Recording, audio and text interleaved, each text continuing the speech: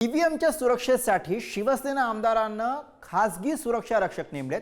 जळगावच्या भडगाव पाचोऱ्यामध्ये ईव्हीएम ठेवलेल्या strong room बाहेर खासगी सुरक्षा रक्षक नेमण्यात आले। उमेदवारांच्या आग्रहास्तव आमदार किशोर पाटील यांनी हे पाऊल उचललं। भडगाव पाचोरा दोन्ही नगरपालिका निवडणुकीमध्ये शिवसेना विरुद्ध भाजप असा जोरदार सामना आहे। अधिकृत पोलीस बल तैनात असताना सुद्धा सत्ताधारी आमदारांना सुरक्षा रक्षक नेमलेले आहेत। शिवसेना आमदाराला ईव्हीएममध्ये फेरफार होण्याची भीती वाटते का, पोलिसांवरती विश्वास नाहीये का, असा प्रश्न या सगळ्या प्रकाराच्या निमित्तानं विचारला जातो।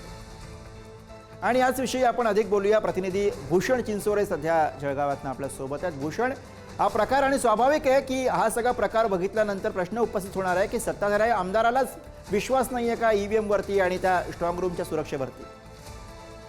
गुरु, आपण जर पाचोरा आणि भडगावचा जर विचार केला तर या ठिकाणी शिंदेची शिवसेना विरुद्ध भाजप असा काट्याचा जो मुकाबला आहे तो झालेला आहे। जर पाचोऱ्याचा विचार केला तर पाचोऱ्याचे शिंदे सेनेचे आमदार किशोर पाटील त्यांच्या पत्नी या ठिकाणी नगराध्यक्ष पदासाठी रिंगणात आहेत।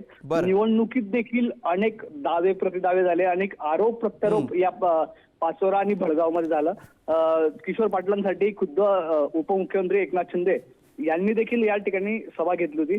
भाजप आणि शिंदेची शिवसेना यांच्यातला वाद या ठिकाणी टोकाला गेल्याचं आपल्याला प्रचाराच्या दरम्यान पाहायला मिळालं।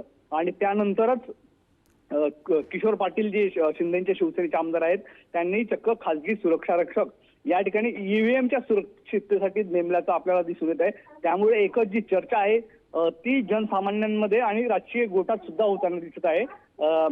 आमदारांना सुद्धा ईव्हीएमच्या सुरक्षिततेवर विश्वास नाही का, असा प्रश्न या ठिकाणी निर्माण झाला आहे। मात्र हा जो परिपाक आहे, हा शिंदेच्या शिवसेना विरुद्ध भाजप मधलं या ठिकाणी जे रणकंदन झालं, त्यांच्यात जो लढाई जी झाली त्याचा परिपाक म्हणून सुरक्षितता घेताना जे आहेत ते खुद्द आमदार या ठिकाणी दिसत आहेत। गुरु, अगदी भूषण, धन्यवाद आपण दिलेल्या सगळ्या सविस्तर अपडेटसाठी।